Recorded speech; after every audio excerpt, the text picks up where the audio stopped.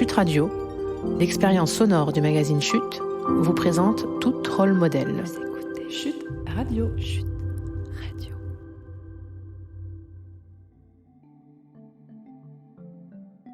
Bonjour à toutes et à tous. Je suis Aurore Bizikia, la cofondatrice du magazine Chute, et je suis très heureuse de partager avec vous un nouvel épisode de Tout Rôle Modèle. Cela fait un moment que nous avions cette idée en tête, cette envie même, créer un podcast mettant en avant les femmes de la tech.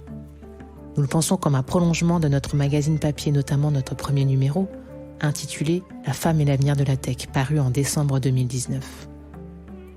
2 ans après ce premier numéro militant, nous sommes heureuses de vous partager ce podcast que nous réalisons avec le soutien de Soprasteria, une entreprise de la tech justement, de conseils, de services numériques et d'édition de logiciels engagée en faveur de l'égalité femmes-hommes.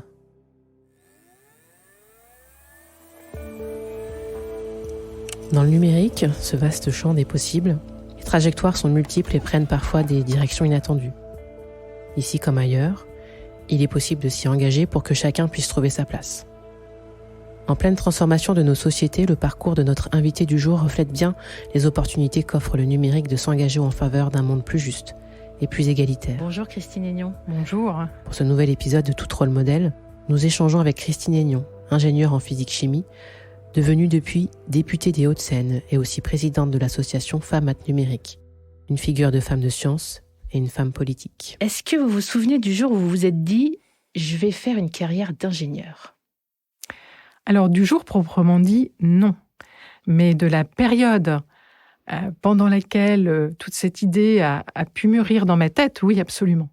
Ça s'est passé lorsque j'étais adolescente, en 4e et en 3e. Donc, un âge où les jeunes, les filles et les garçons commencent à former dans leur tête une idée de leur avenir. Et pourquoi ? Parce que j'ai eu la chance, à cet âge-là, d'avoir des cours de physique-chimie. À l'époque, il y avait 2 types de formations. Une formation dite classique, où on prévoyait des études plus longues, et une filière moderne. Et dans cette filière moderne, on avait des langues vivantes et aussi de la physique et de la chimie. Et donc, j'ai pu découvrir très tôt ces matières qui m'ont passionnée à cette époque-là. Les cours étaient d'un très bon niveau, puisque quand je suis arrivée ensuite en seconde et en première et que j'ai retrouvé le cursus de mes petits camarades, j'avais déjà fait tout le parcours, au moins jusqu'à la moitié de la première. Donc, vraiment une curiosité qui s'est éveillée autour des électrons, des atomes, enfin voilà. Et j'ai toujours trouvé que c'était vraiment pour moi une richesse, une chance d'avoir pu faire ça assez tôt. Et les sciences, ça voulait dire quoi pour vous à l'époque ? Alors, je pense que ça correspondait à une vraie curiosité de découvrir le monde, de comprendre comment toutes les choses pouvaient fonctionner. Effectivement, moi, je suis comme beaucoup de filles très curieuse et ça m'amusait beaucoup. Vous n'aviez pas aujourd'hui, on a l'impression que dès qu'on parle de sciences, de mathématiques, les jeunes filles se disent ah non, ça c'est pas pour moi, je ne suis pas fait pour les maths. Vous n'aviez pas cette vision, on va dire, des sciences, des mathématiques à ce moment-là ? Pas du tout, pas du tout. En plus, c'était une enseignante. Une femme jeune, intéressante, et peut-être qu'effectivement, elle a aussi contribué à me faire aimer cette matière. Les enseignants sont toujours importants, je pense, pour les jeunes. Mais c'était effectivement pour moi...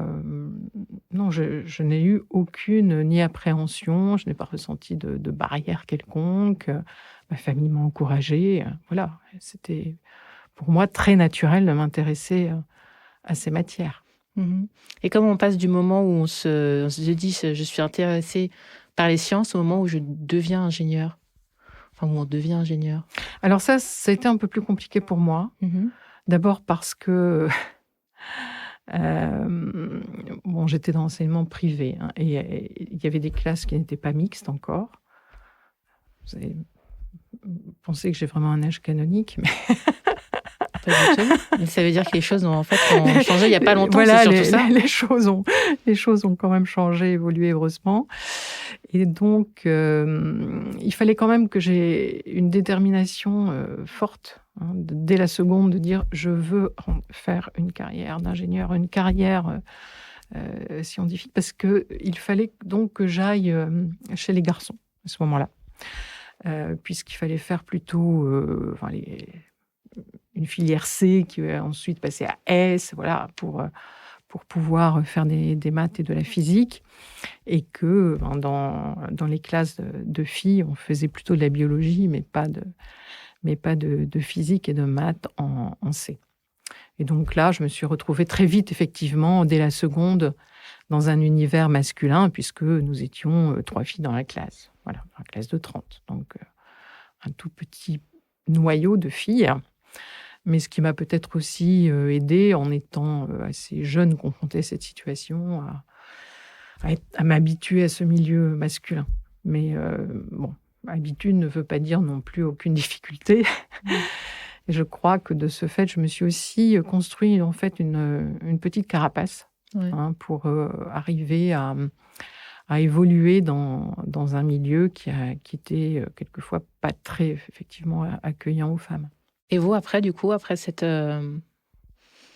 ce bac scientifique, vous êtes passé par quoi comme type de... Je ne suis pas tout de suite partie... vous m'avez présenté comme ingénieur. En fait, j'ai fait je suis allée à l'université, j'ai fait un doctorat. Du coup, vous avez fait votre doctorat en étant rémunéré en même temps par Thales, c'est ça ? Oui. En fait, ce sont des entreprises qui ont des grands laboratoires de recherche et qui prennent des doctorants. Donc, ça a été mon cas. J'ai fait une thèse chez eux. Quel était le sujet de votre thèse? Alors, c'était l'époque du plan calcul. Et donc, il s'agissait de faire j'ai oublié le nom. Heureusement, c'était quoi? C'était un masqueur électronique. Donc, c'était une machine qui devait servir à faire les masques de semi-conducteurs. Voilà. Et donc, moi, je travaillais sur la source d'électrons. D'accord. Et donc, le titre exact de ma thèse, c'était sur l'effet Birch. Ok. Ne rions pas. L'effet Birch. Et donc, il fallait savoir comment on peut au mieux focaliser les électrons pour aller taper la résine de manière plus précise possible.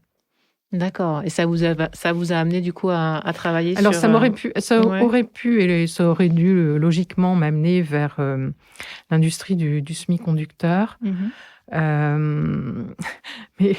à ce moment-là, il y avait encore des tubes électroniques, et comme j'avais travaillé sur la source d'électrons et l'optique électronique, j'ai commencé par les tubes, ce qui était une industrie en perte de vitesse à l'époque. Et donc, il fallait à un moment donné que je m'en sorte pour pouvoir évoluer et pouvoir bouger aussi d'une entreprise à l'autre et puis évoluer. Donc, c'est ce que j'ai fait ensuite. Il fallait ou bien que j'aille vers le semi-conducteur, ou bien que je bouge plutôt de manière horizontale. C'est ce que j'ai fait en allant plutôt sur du technico-commercial, du marketing et ensuite des achats. D'accord, donc vous êtes un peu éloigné des sciences, c'était... Je me suis un peu éloignée des sciences parce que ça me permettait d'avoir plus de flexibilité au niveau de l'embauche, et donc aussi de mener une carrière de front avec mon mari. Ça me donnait plus de mobilité, tout en restant aussi sur des sujets techniques. Et quand même où il est important de comprendre les sciences, puisque dans ces grandes entreprises dans lesquelles j'ai travaillé, que ce soit Thales ou que ce soit Alcatel, même quand on est dans des métiers de vente ou bien d'achat, il faut quand même un peu comprendre à la fois les produits sur lesquels on travaille, qu'on achète, qu'on vend, mais également savoir discuter avec ses collègues qui sont plus dans la technique. Donc ça m'a toujours servi dans ma carrière de pouvoir d'avoir effectivement cette formation scientifique. Parce que vous me disiez que votre mari avait une carrière en même temps que vous, faisait lui une carrière au CNRS, c'est ça? Oui, mon mari, lui, a fait une carrière de pur scientifique au CNRS. Ce qui veut dire que donc, il y a quelques lieux en France ou dans le monde où il pouvait faire des choses intéressantes, moi aussi, et il fallait qu'on arrive à organiser tout ça. Ouais. Et ça ne vous a pas manqué de faire plus de sciences? Non. Bon, par rapport à mon mari, donc, qui lui est vraiment dans les sciences pures, hein, il y est encore aujourd'hui. Non, il y avait aussi moi, j'avais vraiment envie d'être dans le concret de l'industrie, dans le projet qu'on voit se réaliser, dans le produit. Il y a un côté un petit peu... Bon, la recherche et la science, c'est des processus qui sont quand même assez longs. Et donc, ça se prêtait sans doute moins à mon caractère. Voilà. D'accord. Et c'était... est-ce que ça se prêtait aussi moins à une vie de famille, peut-être? Non. Je veux dire, vous pouvez faire de la recherche. Il y a beaucoup de femmes qui sont au CNRS et qui s'y portent très bien. Non, c'était pas du tout ce sujet-là, puisque avec les fonctions que j'avais, qui étaient des fonctions commerciales, j'ai énormément voyagé. Je suis partie sur des périodes qui étaient même assez longues alors que j'avais des enfants jeunes. Je me déplaçais beaucoup, ce qui n'est quand même pas si simple quand on a une famille. Donc, non, c'était pas du tout le cas. Et vous avez le sentiment d'avoir eu des freins tout au long de cette carrière? Alors,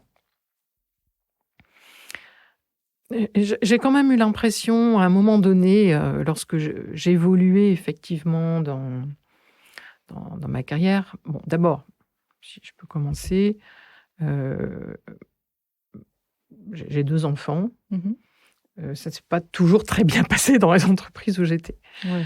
Voilà, donc ça n'a certainement pas aidé à mon évolution de carrière, surtout pour ma fille, pour la deuxième. Puisque quand je suis rentrée de congé maternité, j'avais plus de poste et qu'on m'a fait comprendre qu'il fallait me partir. Donc ça, c'est quand même... on peut pas dire que ce soit une situation ni agréable ni normale. Et j'espère que ce genre de situation ne se produit plus trop pour les femmes, j'espère. Ouais. Bon, ça, c'est un premier sujet. Deuxième sujet, effectivement, lorsque j'ai pu avancer dans la carrière, puisque, en fait, je n'ai jamais pris de temps partiel, je n'ai jamais pris des congés maternité plus longs pour élever mes enfants. À un moment donné, c'est vrai que ce fameux plafond de verre dont on parle, je l'ai quand même ressenti. Et que la possibilité, par exemple, qui était donnée dans certaines entreprises, de pouvoir être considéré comme au potentiel. Bon, ça m'a été proposé, et d'une manière très bizarre, c'est mon responsable hiérarchique de l'école qui m'a dit... de l'époque, qui m'a dit non, c'est pas pour vous, vous avez déjà tellement de diplômes, qu'est-ce que vous iriez faire là-dedans? Et moi, ne sachant pas ce que c'est, j'ai pas insisté. Et je pense qu'à ce moment-là, j'ai manqué quelque chose, effectivement. Et donc, je crois que j'espère que ça change, mais que lorsque vite, avouons-le quand même, pas très très vite. Oui, que lorsque les femmes... malheureusement, les responsables hiérarchiques ne considèrent pas de la même manière les femmes et les hommes qui sont dans leurs équipes. Et ne leur donnent pas de manière équivalente les mêmes chances. Et ça, c'est pas normal. Voilà. Donc, j'ai été confrontée à ces situations plusieurs fois. Voilà. Donc ce plafond de verre, effectivement, je l'ai... Mais il se construit aussi, ce plafond de verre. C'est-à-dire que quand vous êtes dans des situations comme ça, où on vous donne pas votre chance, effectivement, après, c'est plus compliqué de progresser. D'accord. Qu'est-ce qu'elle fait, votre fille, aujourd'hui? Alors, ma fille, Si c'est pas trop indiscret, bien sûr. j'ai essayé de la convaincre de faire des sciences, mais malheureusement, je n'y suis pas arrivée. Donc, ma fille a fait Sciences Po. Mais ce qui est amusant, c'est qu'après avoir fait Sciences Po, elle s'est rendue compte aussi qu'elle était vraiment intéressée par tous ces sujets techniques et scientifiques, et qu'elle a fait un master de spécialité à l'École centrale pour pouvoir gérer tous ces projets d'innovation et de technologie. Donc, D'accord. donc elle y revient quand même d'une manière aussi un peu détournée. Et personnellement, je trouve bien aussi que dans tous ces métiers, on trouve des personnes avec des profils et des formations plus divers et plus larges que simplement les écoles d'ingénieurs. Je pense qu'il faut aussi, pour pouvoir être créatif et innovant, on a besoin de profils multiples. Voilà. Donc ça m'a amusée et réconfortée quelque part qu'elle y retourne dans un deuxième temps et d'une manière un peu détournée. Et vous pensez qu'elle va repasser, qu'elle risque de repasser par ce que vous avez vécu, par exemple en entreprise, Alors pour l'instant, on n'est pas dans une entreprise, mais écoutez, j'espère que non.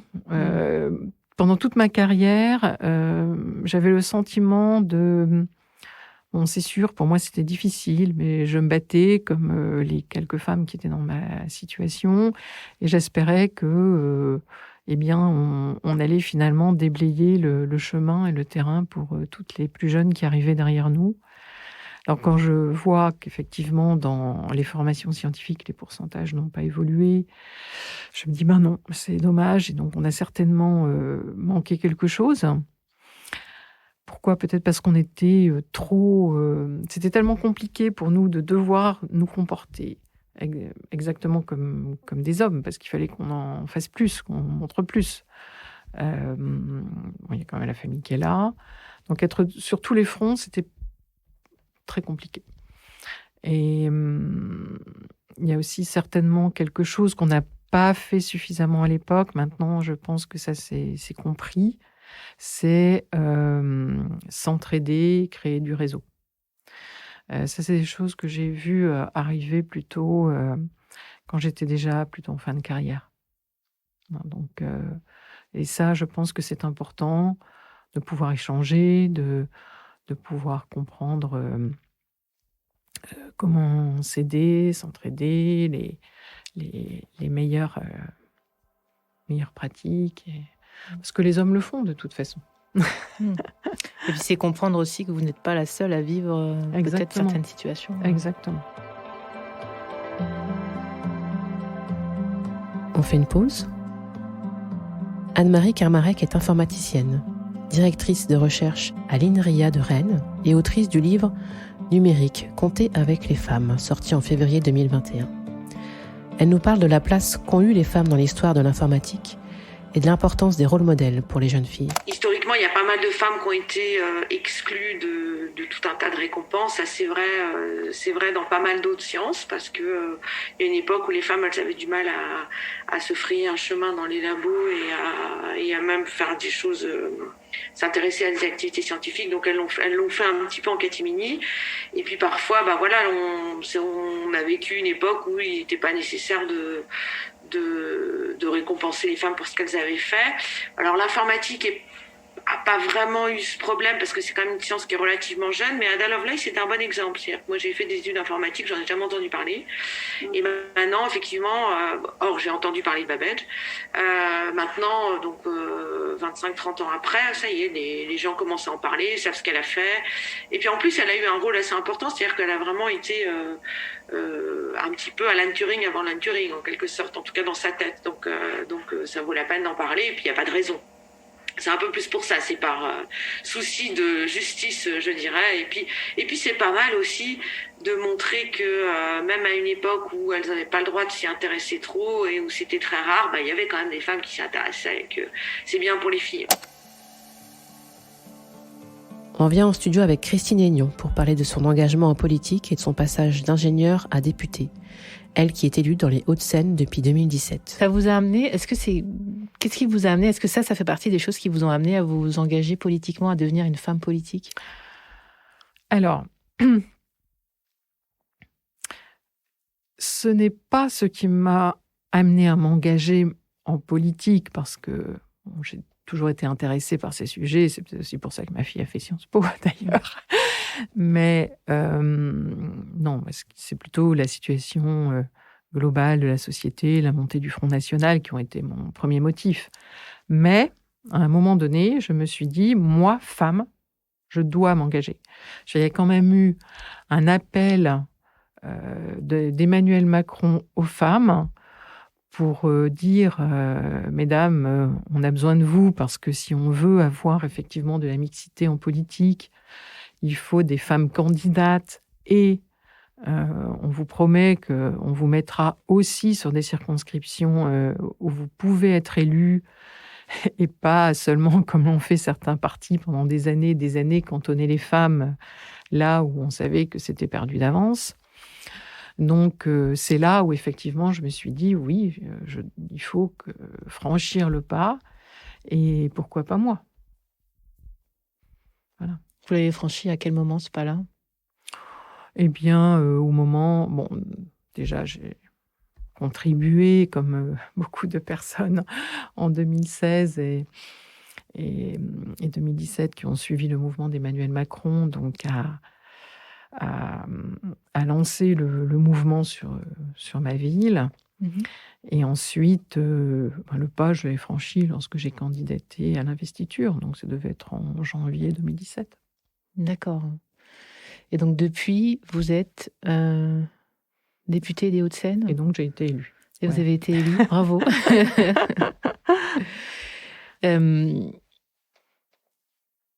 Justement, il y a beaucoup de femmes qui ont été élues à ce moment-là. Vous êtes beaucoup ? Oui, bien sûr.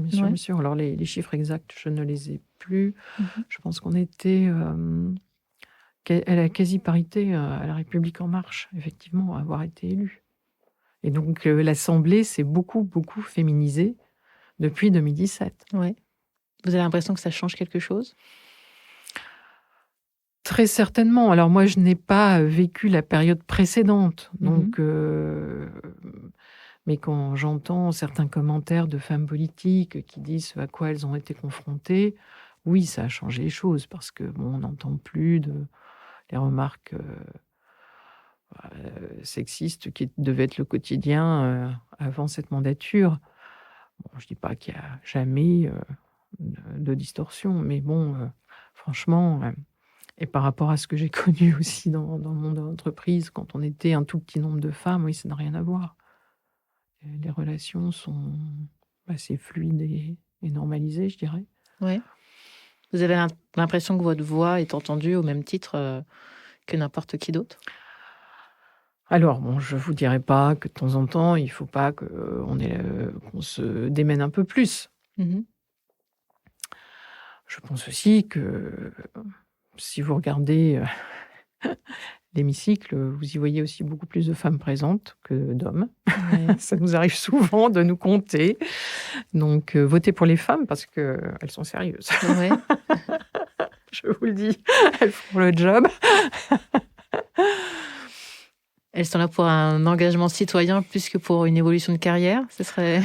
Alors, je pense qu'on a les mêmes défauts en politique qu'on a effectivement dans d'autres branches, très certainement. Il y a toujours cette question de recherche du pouvoir aussi, où les femmes sont un petit peu moins, ce qui n'est pas le cas de toutes, mais un petit peu moins dans cette recherche que les hommes, c'est vrai. On a l'impression que on retrouve en fait ce combat pour l'égalité, la mixité.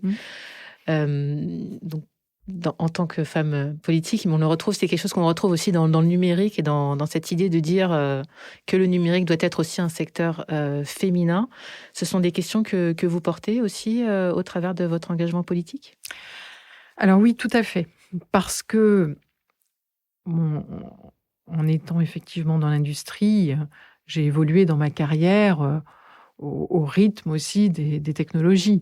Donc, étant chez Alcatel, moi, je connaissais les télécoms, je connaissais le numérique. C'était mon portefeuille d'achat quand j'étais en poste. Et en quittant Alcatel, puisque j'avais quitté Alcatel avec un plan de départ, hein, comme ça s'est passé pour beaucoup aussi de collègues, j'avais souhaité, parce que on nous en donnait la possibilité, refaire une formation. Et et c'était l'époque aussi où on commençait à parler beaucoup de protection des données.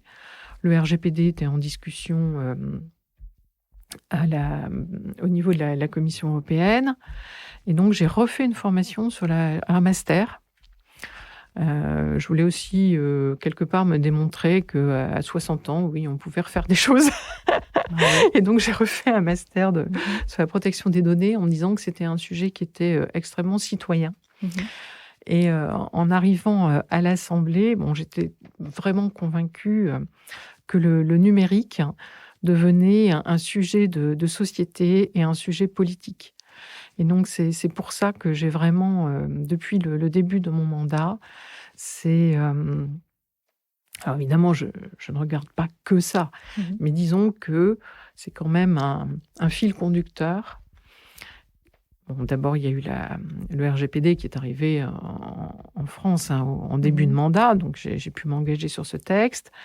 Mais ensuite, sur l'intelligence artificielle, sur... j'ai eu une mission aussi sur l'identité numérique, qui est aussi un sujet un citoyen régalien de cybersécurité, un sujet extrêmement important.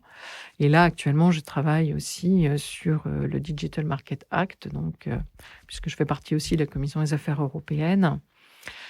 Et oui, pourquoi ? Parce que on est face à deux révolutions aujourd'hui, la révolution numérique et la révolution environnementale, et que ça va structurer, je pense, notre société pour les années à venir. Et c'est aussi pour ça que lorsqu'on m'a proposé donc de devenir président de la Fondation Femmes at Numérique, j'ai accueilli cette proposition en étant à la fois honorée et puis convaincue qu'effectivement, les femmes ne pouvaient pas être à l'écart de cette révolution numérique. C'est impensable qu'on laisse de côté la moitié de la population.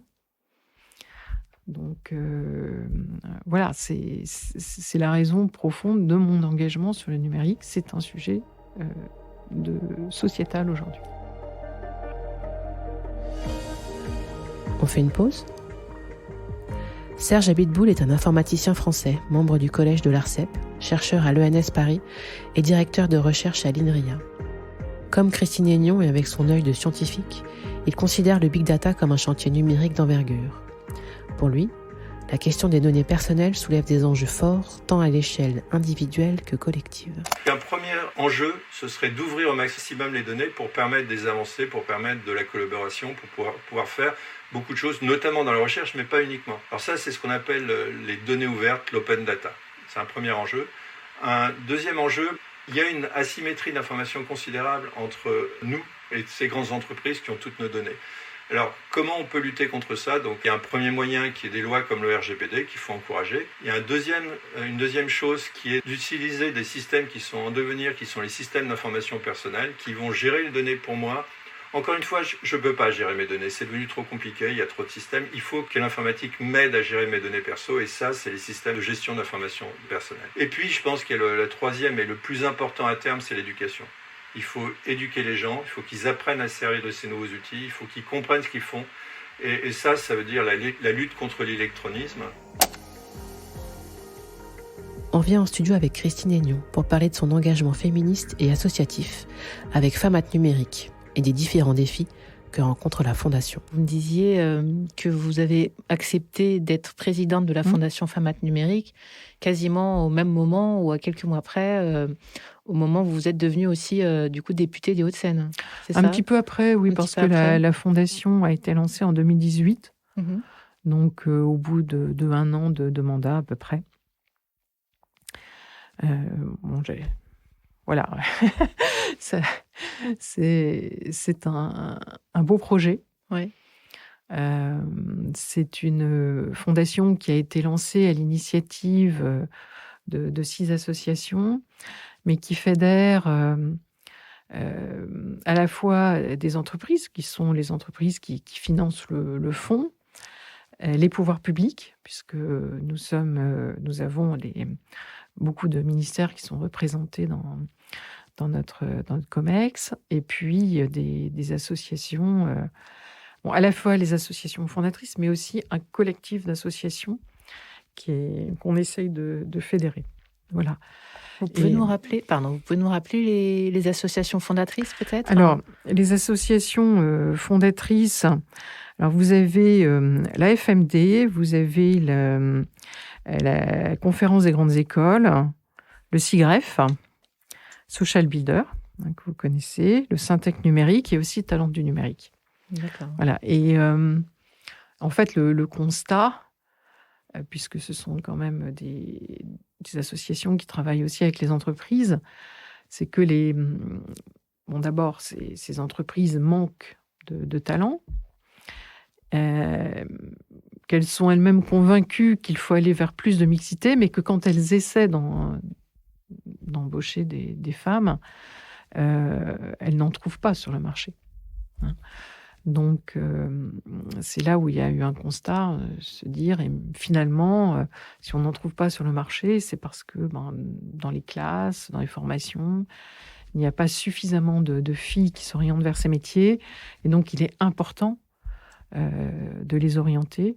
Donc, on travaille avec l'Éducation nationale, on travaille aussi normalement on travaille avec Pôle emploi, on travaille avec, bien sûr, la délégation aux droits des femmes, on travaille avec, pas la délégation, le secrétaire. Le ministère, oui. Voilà, le ministère secrétaire avec Elisabeth Moreno. Oui. Voilà, donc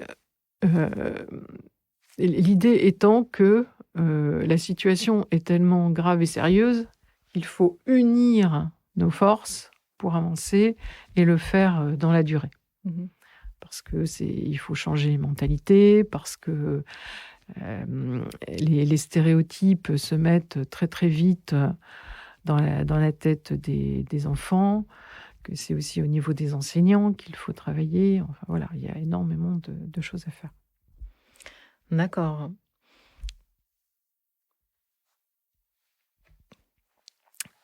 Pardon.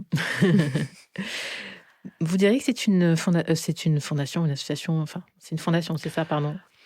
Alors, c'est une fondation et on vient récemment de créer une association pour venir la soutenir. C'est une fondation féministe. Pardon, c'est une fondation féministe, Femmes Numérique. On peut dire que c'est une fondation féministe ? On peut dire que nous sommes féministes. Il y a 2 semaines ou 3 semaines, le temps passe vite, nous avons voté à l'Assemblée un texte sur l'égalité économique des femmes.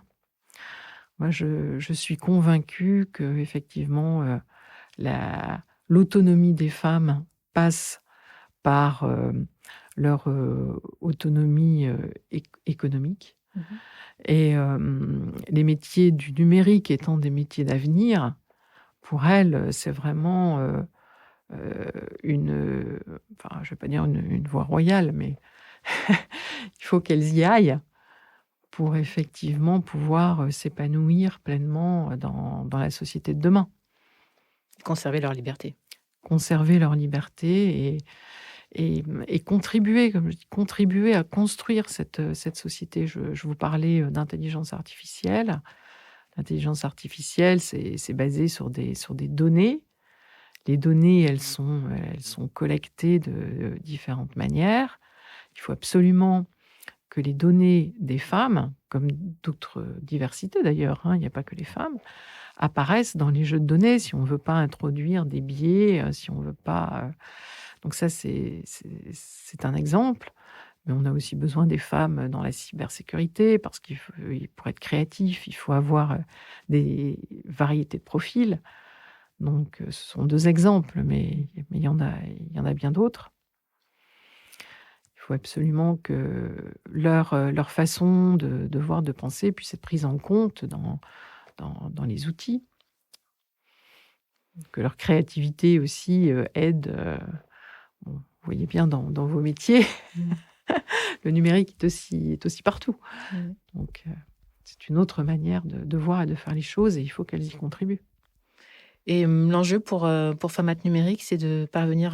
quels sont les moyens que vous pouvez mettre, que vous allez mettre pour aider la société à se transformer, pousser les femmes à entrer dans le secteur? Donc, je vous ai dit, la Fondation est assez jeune. Les entreprises qui sont les entreprises aussi qui font partie du collectif des fondatrices, elles se sont engagées pendant 5 ans à abonder donc, le fonds pour financer des projets associatifs. Donc ça, nous l'avons fait dès 2019 et nous avons financé des projets dans le milieu scolaire. Des projets intéressants, mais notre ambition, c'est aussi de pouvoir passer à l'échelle et de financer des projets à impact. Donc là, on est dans une première phase un petit peu pas de test, mais on doit vraiment maintenant, je vais vous donner un exemple, on a un projet qui est de faire une valise de jeux pour présenter aux collégiens les différents métiers. Donc là, on a un premier échantillon de ces valises, on en a quelques-unes. Si on veut que tous les collégiens de France puissent profiter de ce jeu, il faut trouver la manière de l'industrialiser et de le fabriquer pour qu'il ne soit pas trop cher et qu'il puisse être distribué. Bon, voilà. Donc là, on a ce souci de passage à l'échelle. Et puis aussi d'animation de collectifs, de femmes qui veulent s'engager parce qu'on a aussi un annuaire de femmes qui veulent bien parler de leur expérience, qui veulent bien éventuellement témoigner ou faire du mentorat. Et là, on a des efforts à faire pour leur offrir des choses qui les intéressent, pour animer ce collectif. Et ça, c'est un de nos enjeux pour les mois qui viennent. Donc là, on est vraiment en train de consolider, de pérenniser la fondation et l'association pour les années à venir, parce que justement, on sait que voilà, c'est dans la durée qu'on va arriver à changer les mentalités. Maintenant, ce qui ne veut pas dire qu'on veut aussi regarder les jeunes filles qui sont en lycée, se demander comment faire pour qu'elles aillent plus facilement, plus vite aussi, vers ces filières du numérique. Parce que, aussi, il y a des opportunités sur le marché du travail. Les entreprises cherchent aussi à embaucher. Donc, si on peut améliorer les choses en 2-3 ans avec un certain nombre de mesures, il y a des expériences qui sont faites dans des écoles d'ingénieurs qui prennent tout ça ces sujets à bras-le-corps, qui font en sorte que le milieu éducatif soit aussi plus agréable et plus à l'écoute de ce que souhaitent les jeunes filles et les jeunes femmes. Et qu'est-ce qu'elles souhaitent, justement? Vous le savez.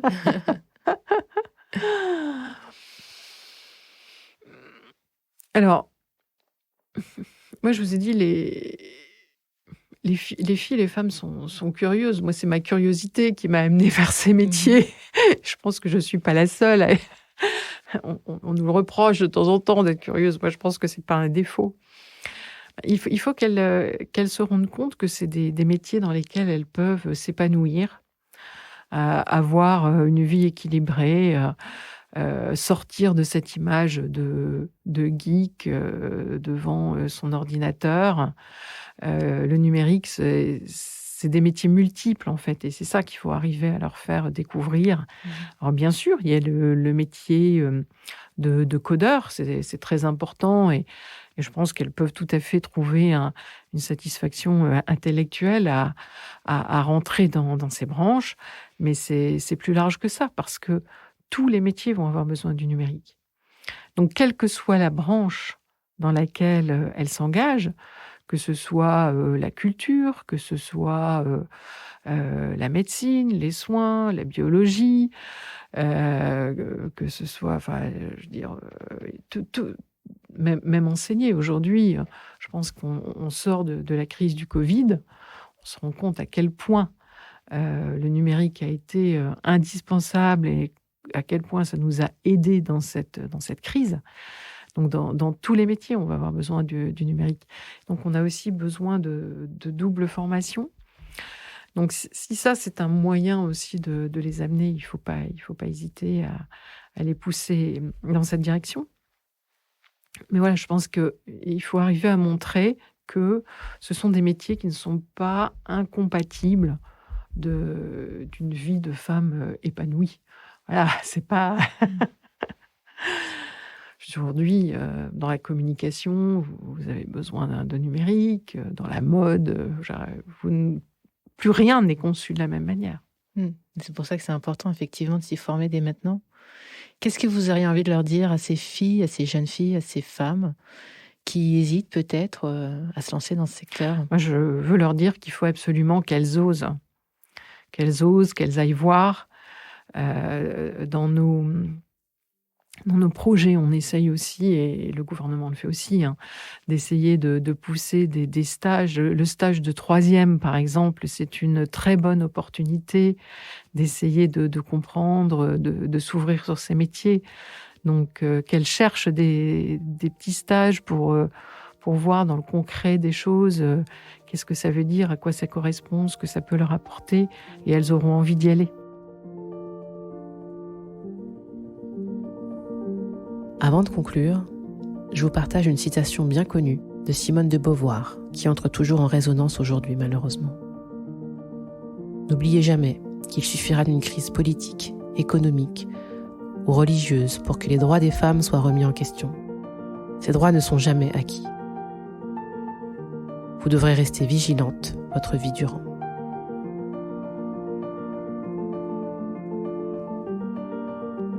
Vous êtes toujours là ? Super. On espère bien que l'expérience auditive vous a plu, même convaincu. De quoi vous donner peut-être des envies de formation ou de reconversion pour vous, pour l'une de vos proches ou pour votre fille par exemple. Le combat contre les stéréotypes de genre continue. Nos outils, nos mots et nos voix. Nous les mettons au service d'autres rôles modèles à vous présenter bientôt sur Chute Radio. Restez à l'écoute.